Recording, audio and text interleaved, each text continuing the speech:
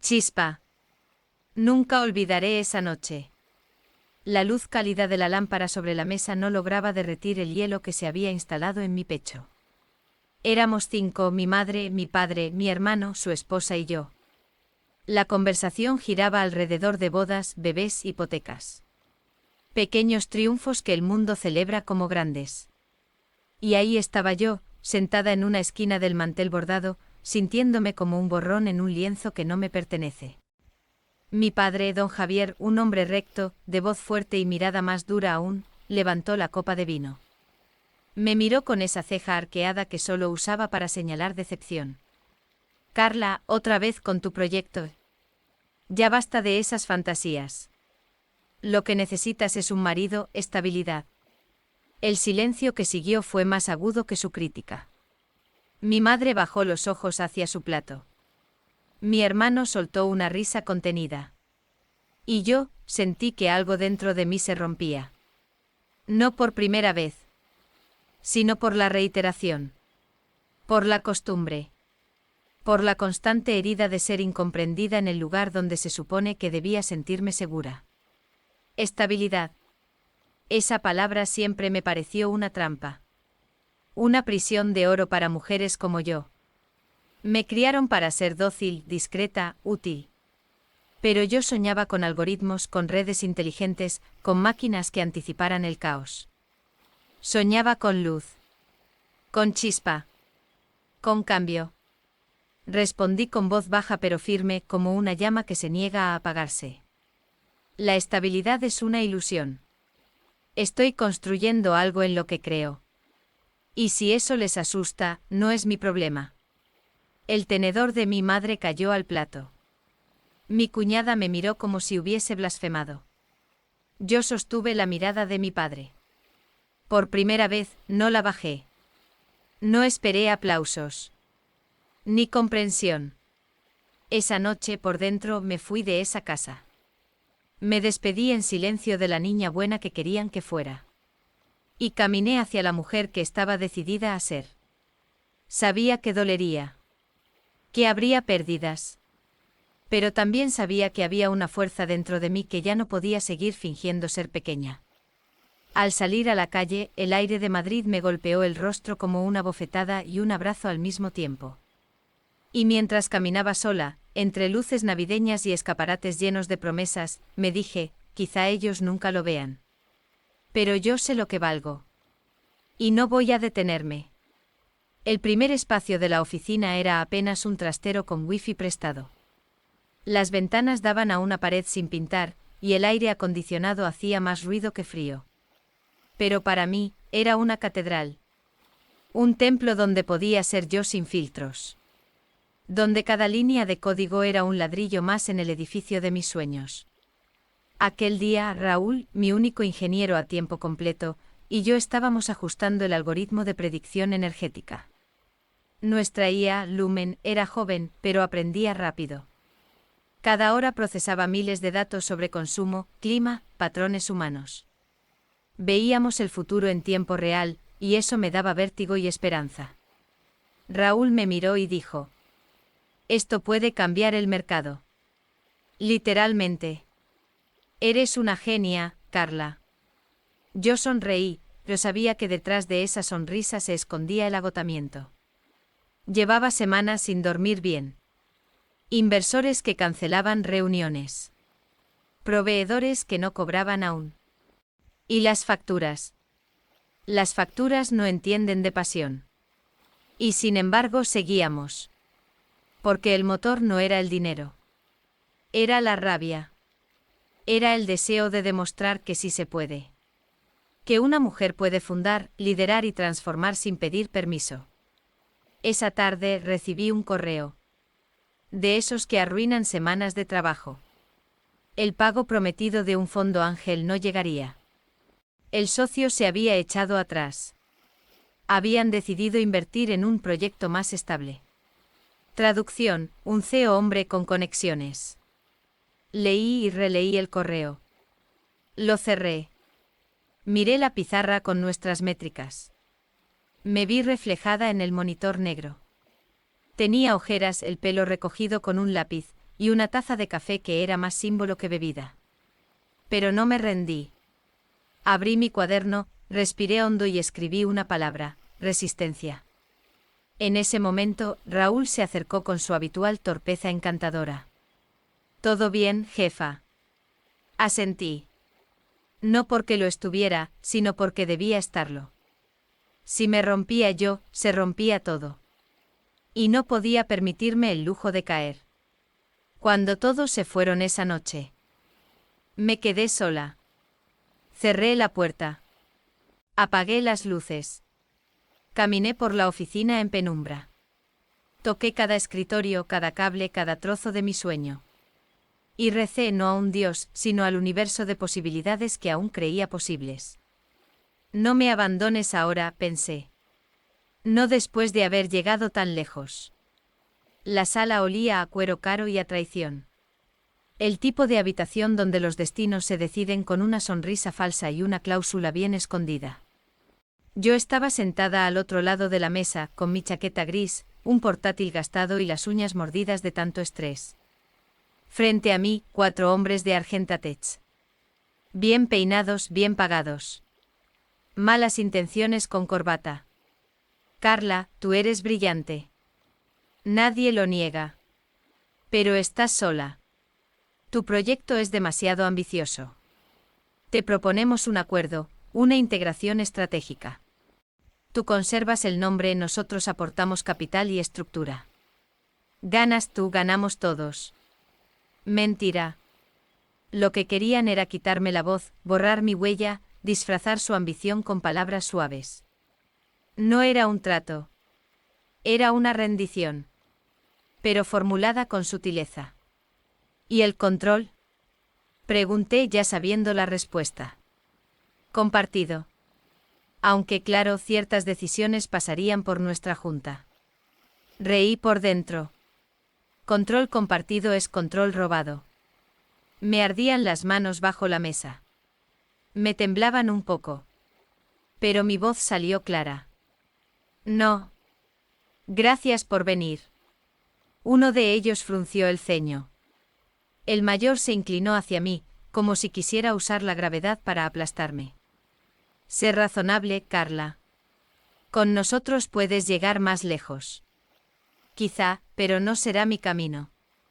Prefiero caer en mis propios términos que volar en los de otro. El silencio duró unos segundos. Suficientes para marcar la ruptura. Al salir, mi corazón latía como un tambor de guerra. Sabía lo que acababa de perder. Financiación, apoyo, protección. Pero también sabía lo que acababa de salvar, mi alma, mi propósito. Tomé aire. Envié un mensaje a Raúl, seguimos. Más sol@s que nunca. Pero seguimos. Y mientras caminaba bajo el sol abrasador de Madrid, pensé que el camino propio puede ser el más solitario, pero también el único que vale la pena. Esa noche fue distinta. La ciudad seguía viva afuera, ruidosa y ajena, pero dentro de la oficina solo quedábamos los fantasmas. Fantasmas de lo que pudo ser, de lo que creímos que teníamos asegurado. La pantalla de mi portátil proyectaba un azul frío sobre mis mejillas. El mensaje estaba allí, fijo, brutal, como un disparo seco, filtración confirmada. Parte del código de Lumen había sido subido a un repositorio público. El nuestro. Nuestro algoritmo. Me quedé inmóvil. No lloré. Ni grité. No tenía energía para eso. Había una calma silenciosa en la traición, como si el cuerpo ya supiera que dolerá demasiado y por eso se protege. Me levanté. Caminé entre los escritorios.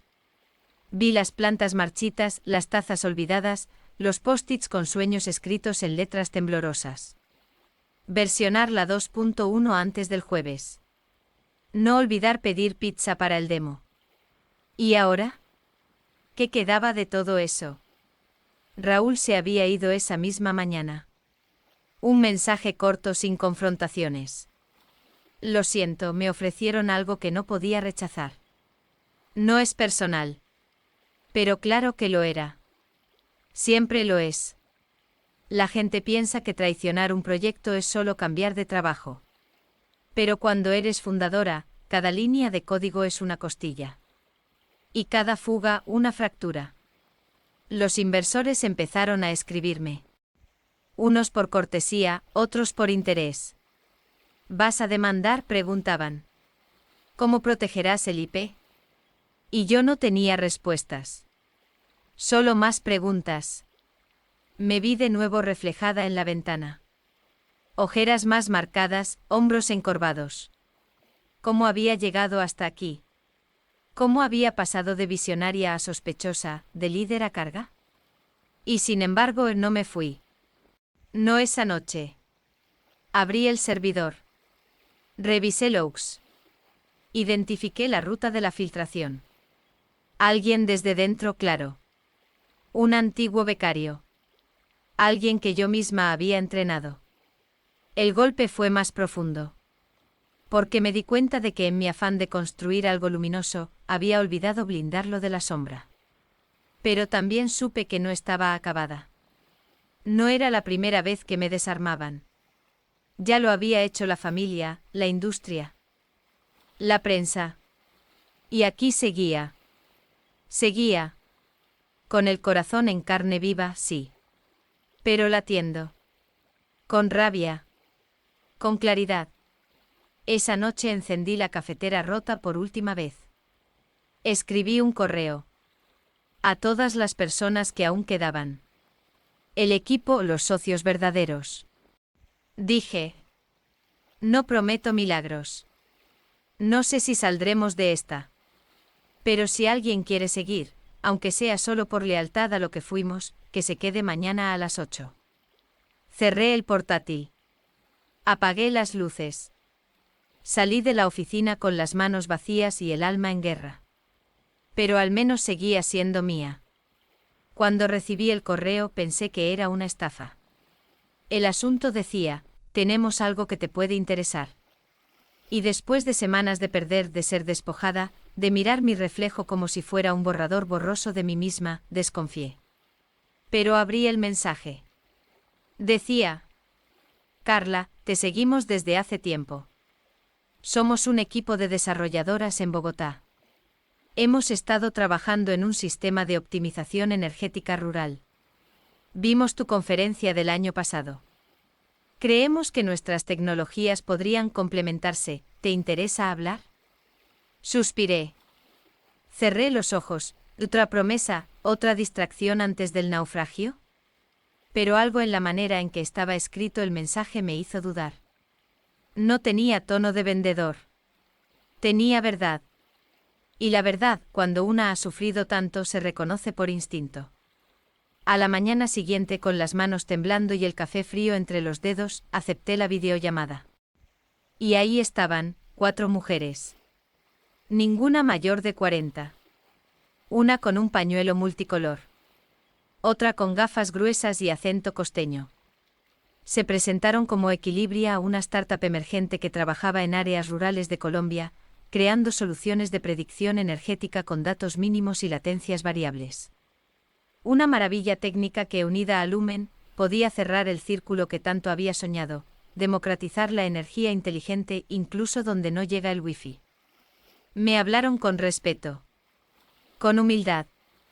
Con un fuego en los ojos que reconocí de inmediato. El mismo que yo tenía cuando empezamos. Pero sin arrogancia. Sin promesas vacías. Sin querer robarme el control. Nosotras también hemos sido subestimadas, dijo Andrea, la ingeniera líder. Sabemos lo que es que te llamen emocional, solo por exigir claridad. Sabemos lo que es tener que demostrar 2 veces más solo para que te tomen la mitad de en serio. Pero seguimos aquí. Me quebré. No lo mostré. Solo asentí. Por dentro lloraba. Les conté todo. El sabotaje.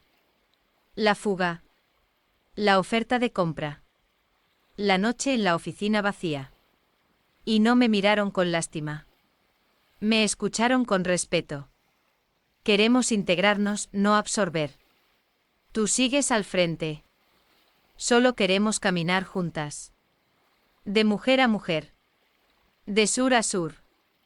Y ahí por primera vez en meses sentí un nosotras. No un yo. No un ellos. Un nosotras. Tan simple y tan poderoso. Cerramos la llamada con un acuerdo preliminar. Sin abogados. Sin cláusulas. Con un apretón de manos digital y un compromiso ético. Me quedé sentada frente al monitor, el corazón latiendo fuerte. Tal vez aún había futuro. Esa noche, por primera vez desde la traición, dormí 6 horas seguidas. Soñé con selvas con paneles solares, con redes que no colapsaban. Y con mujeres que tejían entre fronteras algo que ningún inversor podía entender, dignidad compartida. El auditorio estaba lleno. Filas interminables de rostros iluminados por pantallas, de trajes oscuros, de lentes de realidad aumentada. Era el lugar donde las grandes promesas tecnológicas del año se mostraban al mundo. Donde las startups se jugaban su destino con cada palabra. Y ahí estaba yo. En primera fila, esperando mi turno. No era la favorita. No esta vez. Mi nombre ni siquiera aparecía en los banners. Argenta Tech sí. Con stand. Con patrocinios. Con un panel propio. Nosotras no. Me llamaron. Subí. El micrófono pesaba menos que mis nervios. El público murmuraba. Algunos me reconocían. Otros recordaban el escándalo. Una mujer sola, acusada de perder el control de su empresa. Pero no estaba sola. En primera fila, Andrea me hizo una seña. Y sentí ese nosotras otra vez. Comencé. Buenos días. Mi nombre es Carla Montes. Y esto que van a ver, no es solo una tecnología. Es una decisión política. Ética y humana. Detrás de mí, la pantalla cobró vida. Mostramos a Lumen conectado con Equilibria. En tiempo real, una red energética simulada en zonas rurales de Colombia respondía a cambios climáticos, a picos de demanda, a cortes inesperados. El público se inclinó hacia adelante.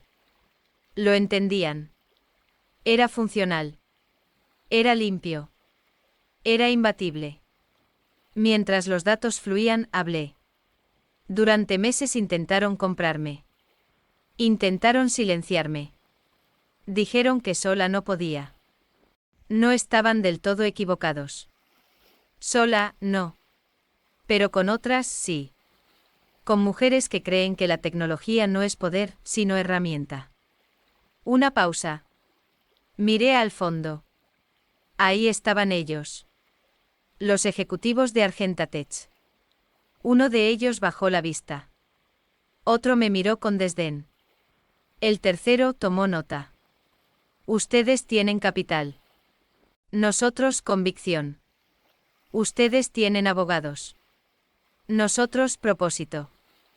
Y cuando el propósito es colectivo, no hay algoritmo que lo detenga.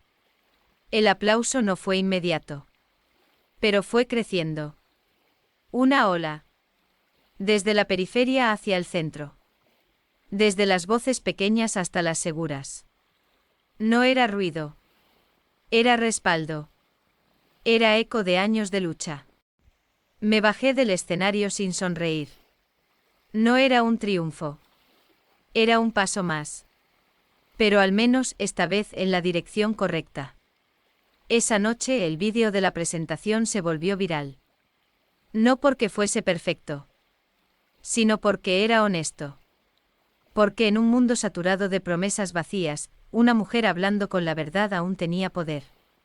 Y porque en el fondo todos anhelan una chispa que encienda lo que está dormido. El escenario era elegante. Los focos no quemaban, pero exigían. Frente a mí una periodista estadounidense joven, segura, afilada como bisturí en su forma de preguntar. Las cámaras estaban encendidas. El foro era mundial. Mujeres líderes en innovación. CEOs. Fundadoras. Las pocas que habíamos resistido la tormenta.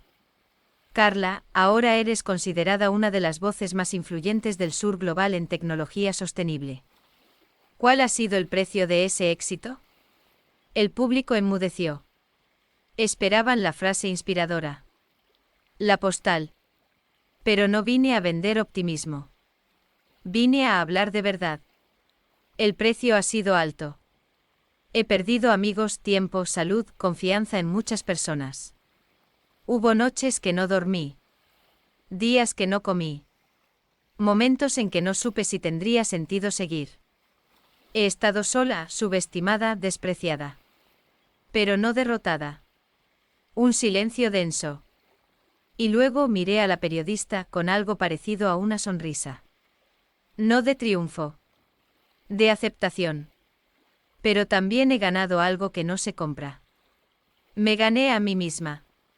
Y cuando una se recupera a sí misma, lo demás es manejable. Después del panel, decenas se acercaron. Estudiantes. Científicas. Mujeres jóvenes con los ojos encendidos. Me hablaban de sus ideas, de sus miedos. Y yo les decía lo que a mí nunca me dijeron. No estás loca. No estás sola.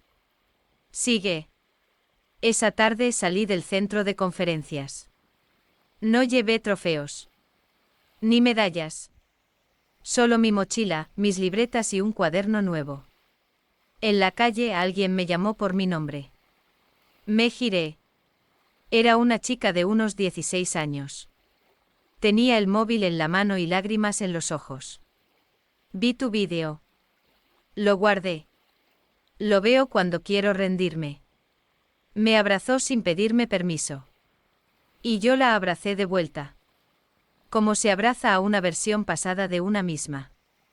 Como se abraza la esperanza. Caminé por la ciudad sin prisa. En una pared de ladrillo entre grafitis y anuncios, alguien había pintado con aerosol. Chispa cambia todo. Me detuve. Toqué esas letras como si fueran un espejo. Y supe que sin importar lo que venga, lo esencial ya estaba hecho, encender. Encender otras. Encenderme a mí. Y nunca más permitir que nadie apague esa luz.